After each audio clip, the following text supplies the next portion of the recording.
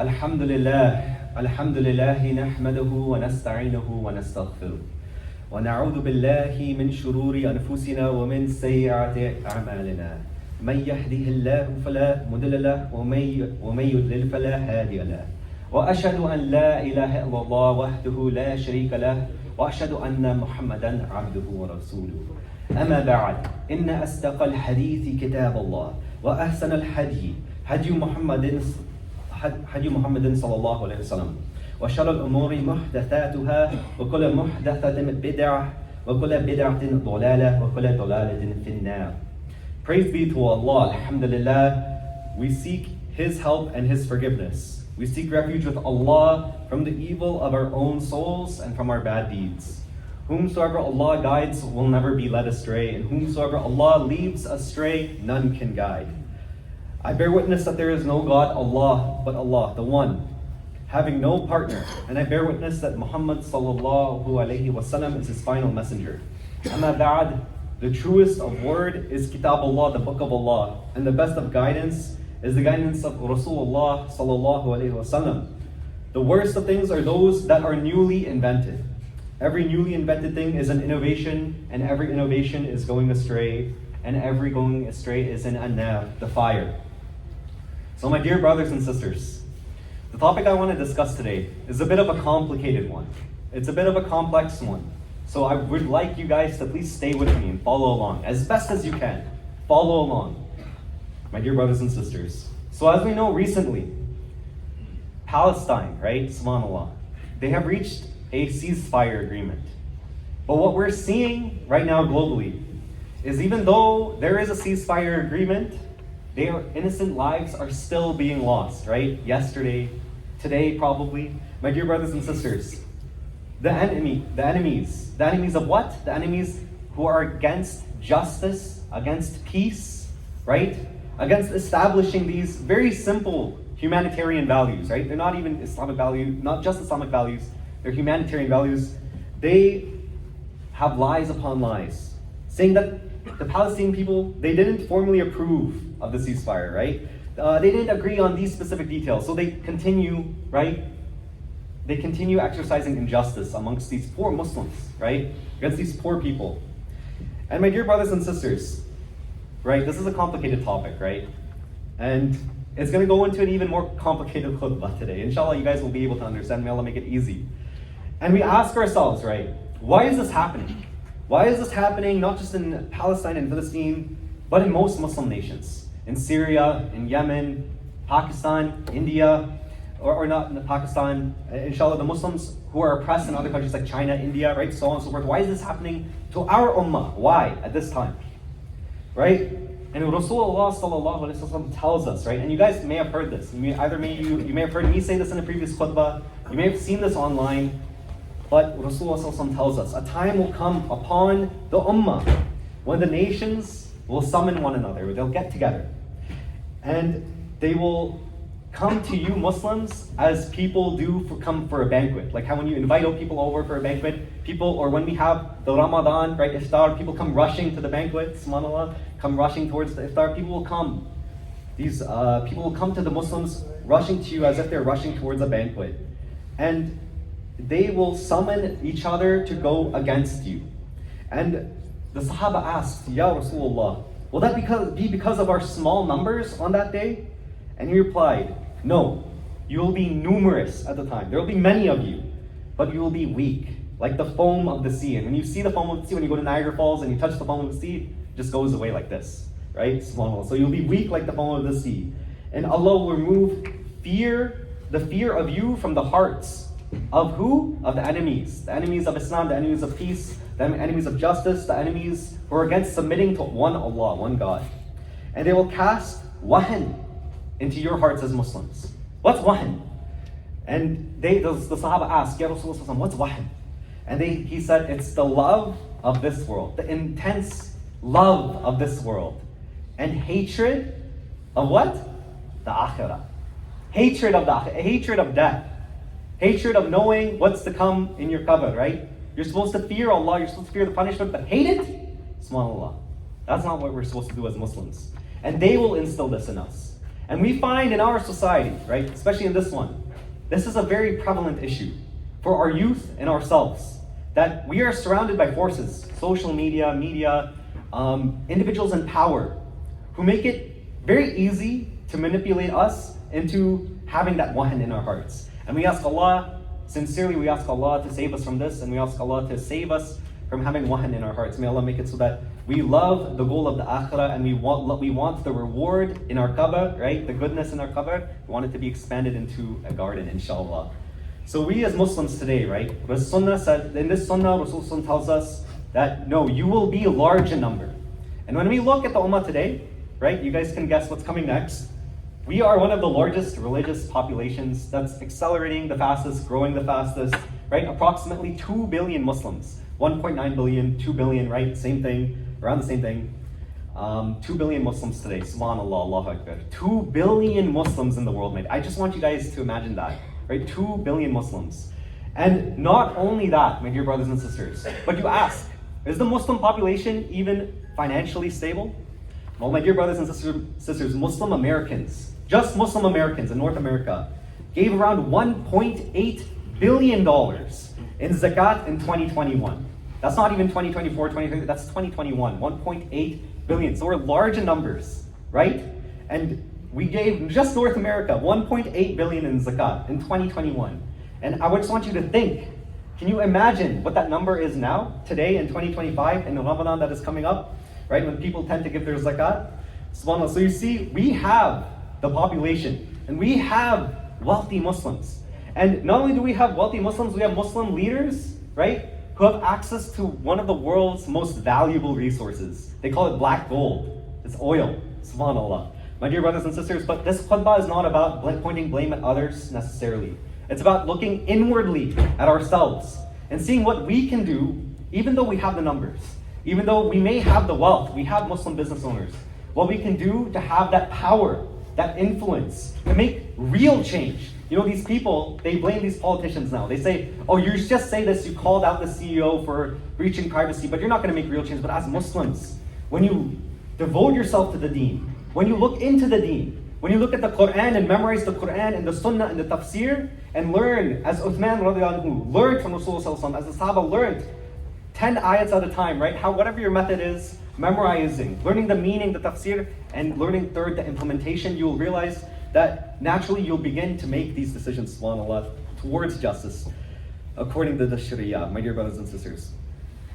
And my dear brothers and sisters, when we look at this Sunnah, right? And they don't tell you about this in the history books, but we Muslims, we used to be a very powerful nation. They don't tell our kids this. They don't tell us this in this society, but we Muslims used to be extremely powerful. And it's not necessarily that we want the enemies of injustice, right? The enemies of peace, the enemies of justice to fear us, to hate us, right? But we want them to respect us, right? In a way where we have influence and authority to make those decisions. And one example that I'd like to call upon is the Ottomans. Maybe you guys have seen this floating around in social media, right? The Ottomans, when they used to take their ships and go around Europe, right? Just like that, for anything, even trade. The Europeans, when they used to have their bells ringing, they used to stop. They used to stop out of fear of what? That the Muslims would come and conquer. But the Muslims wouldn't come and conquer. They knew. SubhanAllah, these are peaceful people, right? They let our people practice Islam. SubhanAllah. But this is the fear, this is the respect, right? As we say in Urdu, the izzat that they had for the Muslims. And why do people not have that now? Why is it that we have numbers, and we have wealth, and we have business owners, good, righteous business owners here in this society, right? And why do we have these people, but still, there is no change being made? And this sunnah, right? And it's not, again, this is not about blaming the people in Palestine and Palestine and Yemen and Syria, pointing blame at them, right? This khutbah, again, is about looking inwardly at ourselves, at our kids, our household. Don't take it out of your household. Focus on your household. You, your spouse, your kids, right? We as Muslims, right? It tells us two things, the sunnah. We as Muslims need to look inwardly, right? I need to return to faith. That's one. And the second thing is that we as Muslims should aim to have power and influence. For who? For the dunya? For your fame and fortune? No. Fi sabilillah. You should aim to have power, and you should aim to have influence for the sake of Allah. And these two things go hand in hand, my dear brothers and sisters. When we talk about the Muslims in our society, right? How we need to return to faith. We as Muslims need to remind ourselves and focus on our love of Allah and the Akhirah, right? As I was mentioning before. And rather than being overly concerned with the pleasures and distractions of this world. Rasulullah said again that the enemies will cast wahan into your hearts. And many of us are susceptible to this, right? Susceptible to this. And it is easy, right? Again, as I said, to fall into love and chase the dunya because of the influence of media, social media, others around us, people in places of power. But my dear brothers and sisters, you need to return to faith, especially in this society. And ask ourselves, right? Actually ask yourself, take the time. Do you actually understand deen? Do you actually understand deen of Allah, what it's about? Do you understand what Islam is? Many people say Islam means peace, but no, it means submission to Allah, right? Submission to one, believing La ilaha illallah, believing one Allah, right? Do we actually understand dunya? And ask yourself, these are, again, I know it's hard to get lost, but do you actually understand dunya? Just in simple terms. Dunya, Rasulullah said, is like what? It's like traveling. It's like a vacation. You're not here for too long. When you go on vacation, what do you take with you? Right? I'm quoting another shaykh here, or another teacher here, but when you go on vacation, what do you take with you? Do you take your house? Do you take out a mortgage? Do you take a car with you to vacation? No, you just take a suitcase. You take a suitcase, and if you're married, maybe you take a bigger suitcase, If you have kids, subhanAllah. And we need to understand this, right? Because we need to understand the fitna, right, with the dunya, and the tragedy of the dunya, right? And how to use the dunya to gain the akhirah. And that comes to the third point. Do you actually understand the akhirah? The reward of the akhirah. What you're in for. And the punishment you're actually being saved from Jahannam. My dear brothers and sisters, Abu Bakr Siddiq, they asked him, why do you cry so much when you pray salah? Right? When we say now, right? When we mention the words of Jahannam, he used to actually visualize Jahannam. He said, I used to visualize that Jahannam is in front of me and my tears, Abu Bakr Siddiq radiallahu anhu said, my tears are extinguishing its flames, subhanAllah. So do you actually understand the akhirah, my dear brothers and sisters? And we need to have this connection with deen. And we need to reconnect with deen here. And my dear brothers and sisters, the easiest way, right? If it's hard for you, right? The easiest way to reconnect with deen for a lot of people is coming for Fajr and Isha at the masjid, my dear brothers and sisters. There's a severe lack in brothers and sisters, especially brothers, right? Because sisters, sometimes they're busy, right, with the kids at home. But brothers, Fajr and Isha at the masjid, my dear brothers and sisters. This is so important. The Sahaba, they used to knock on another Sahaba's door if they didn't show up for Fajr. Why didn't you not show up for Fajr, Salah, right? Not out of fear, right? Out of fear, knowing that maybe this person's a hypocrite, maybe this person needs to be with us so that Allah bestows mercy upon us, subhanAllah. My dear brothers and sisters, as a society, if you want to succeed, as Muslims, this is very important. Fajr and Isha at the masjid. We need to stop seeing just those three brothers at Fajr, right? We know them. Uncle this, Uncle 1, Uncle 2, Uncle 3. And maybe Uncle 1, 2, 3 leads, right? We don't want to stop seeing that. We need to see more brothers, right? And sisters, subhanAllah, inshallah, at Fajr, right?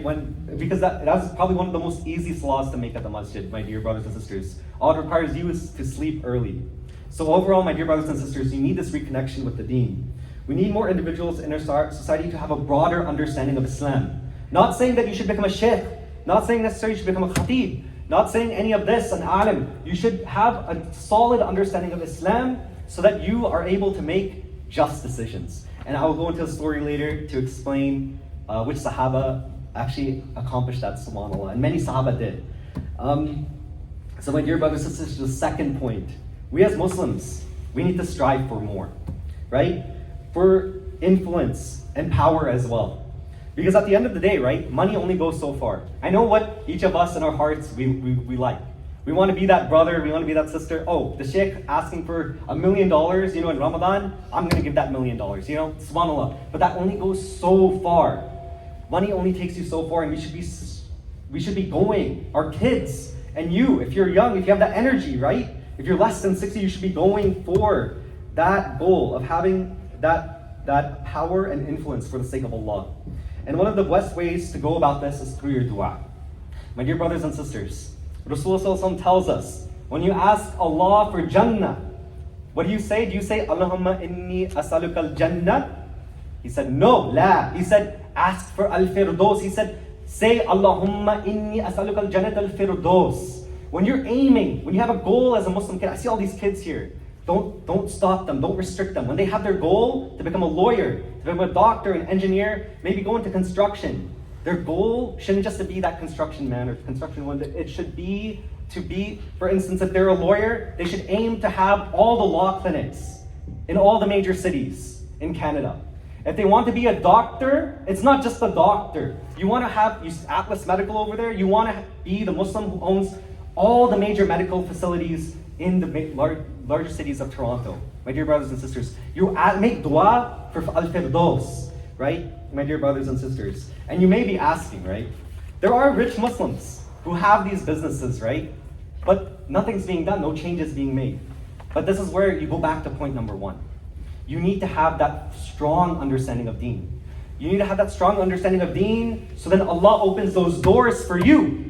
If you have that automotive shop, right, and maybe you grow it, right, and you're doing the Ferraris of that billionaire in downtown, subhanAllah, Allah will open the doors for you. That you talk to this person, that you engage with this person, that you give them that piece of dawah, right? Rasulullah said that even if you can share one ayah with someone, your coworkers, I know, your coworkers ask, why are you so disciplined? Why do you pray salah on time? You say, it's just like that, this is my hobby. No, it's not your hobby, my dear brothers and sisters. Islam means submission to Allah. And this is our way of expressing that there is no God but one God, and to remember Allah throughout the day. Tell them clearly. You can say it nicely in a simple way, my dear brothers and sisters. So we see, again, these CEOs, Muslim leaders, no power. We have so much access to oil, but no power. No power, no influence, right? Because we're missing that point one that I mentioned, right? Small, my dear brothers and sisters. And this is not just for your kids to understand. It's for yourselves to understand and implement as well, dear brothers and sisters. أقول قولي هذا واستغفر الله لي ولكم.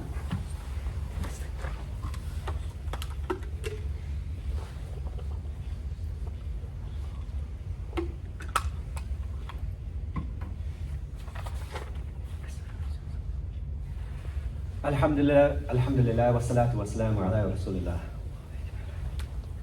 So, again, you may be asking, this khatib, he's saying, be good in the deen, but also strive for something in the dunya.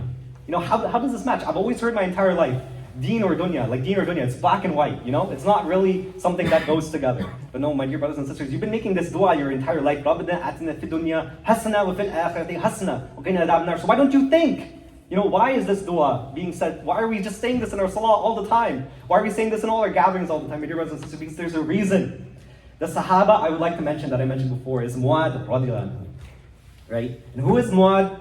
Mu'adh radiallahu anhu is the one who Rasulullah said would stand in front of all the scholars. So you can imagine Mufti, Mank, every single scholar you love, in front of all of them. Mu'adh radiallahu anhu will be in front of them as if you threw a stone. Subhanallah, on Yawm al-Qiyamah.